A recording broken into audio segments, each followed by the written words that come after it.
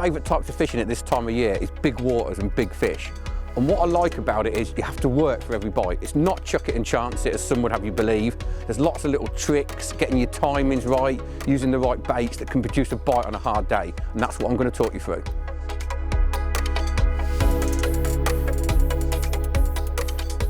Right, feeder choice for winter fishing.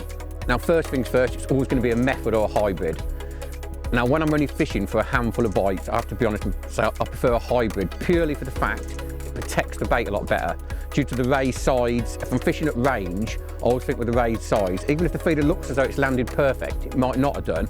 With a method, I can knock the bait off. Whereas with a hybrid, I always know that the bare minimum, the bait inside the feeder is going to get to the bottom, so my hook bait's going to be there, and there is going to be some attraction around it. So in winter, if I'm fishing for just a couple of bites, hybrid over a method every time for me.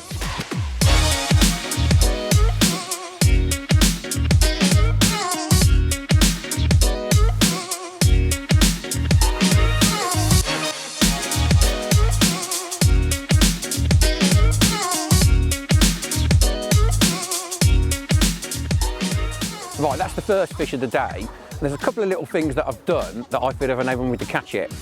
Firstly, make every cast count. You know, and I don't believe in casting out before the start. I think one of the worst things you can do is arrive at your peg, start casting out a bomb to get the distance. All it does for me is spook the fish, push them out further, or worse still, push them to the sides into someone else's swim. So for me, your first cast of the day should be when the match starts.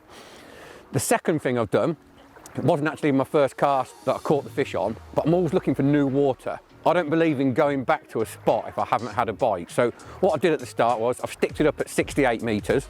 I fished a 45-minute cast at 68 metres for no signs at all. But it's not a wasted cast for me because I'm trying to find the fish. So all I've done is 45-minute mark, gone to reel it in, but before I've reeled in, I've just took 2 metres off. So I'm now fishing at 70 metres. The reason being I can get into new water. I just think every time you cast, you run the risk of spooking fish, pushing them further out. So if I haven't had a bite, new water gives me a bigger chance of a fish. So out to 70 metres, and then on 43 minutes, we're off the mark.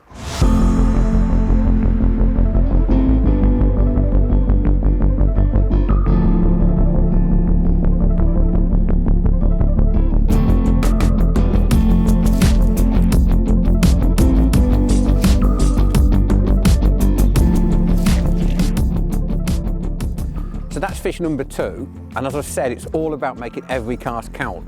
Now that doesn't just include the casting, it also means bait. If I'm leaving it out there for sort of 45, 50 minutes, sometimes an hour on hard days, I've got to have my best option on the feeder. That's both hook bait and my pellets. Starting with hook baits, you know, I'm not someone who's going to experiment. If I've only got 5 to 8 chucks in a 5-hour match, I've got to go with my number 1 option. What I tend to say, if the water's clear, then washed out wafters for me are unbeatable. The water's quite clear at the minute, hence I've been on them today. But if the water was coloured, then I'm looking at like fluoro pink, fluoro orange, really strong colours. They're going to give off a better silhouette. In terms of pellets, I like to believe I'm doing something a little bit different to everyone else. You know what I mean?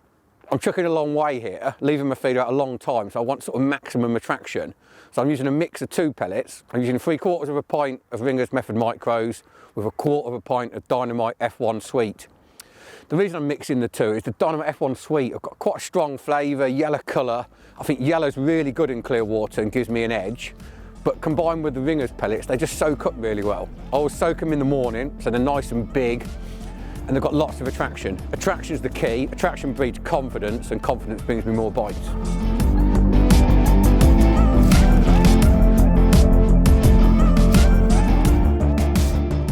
So fish freeze in the net, and it's a perfect illustration of what I was talking about earlier, as in being in the right place at the right time. When I'm at venues like Boddington, I'll set 2 rods up, a 13-foot SLR and a 14-foot SLR.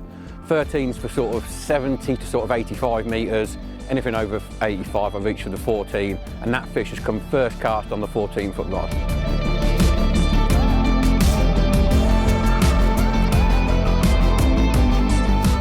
When it comes to distance, your setup has to be right. So my main line's £4, it's a Prototech line that I'm testing at the moment. Shot lead is £8 shield, gives me plenty of power to cast off. Then moving down, I've got the 60-gram feeder, more weight, loads the rod better, which in turn gives me more distance. But a little trick that I use a lot, and the mistake a lot of people make, is they make too big a ball when they're chucking a long way. Skinny ball will go further, more aerodynamic, that gives you that little bit more distance, and in turn I'm more likely to get that extra bite.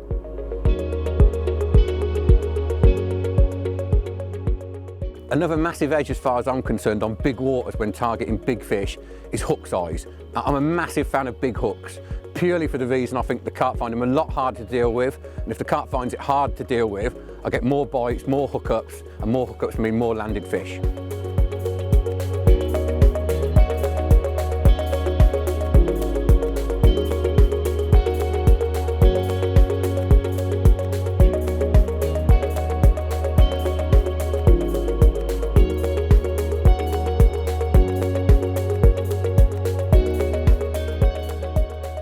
So there you go, a lovely comment to finish with, and proof that one thing this isn't is chuck it and chance it fishing.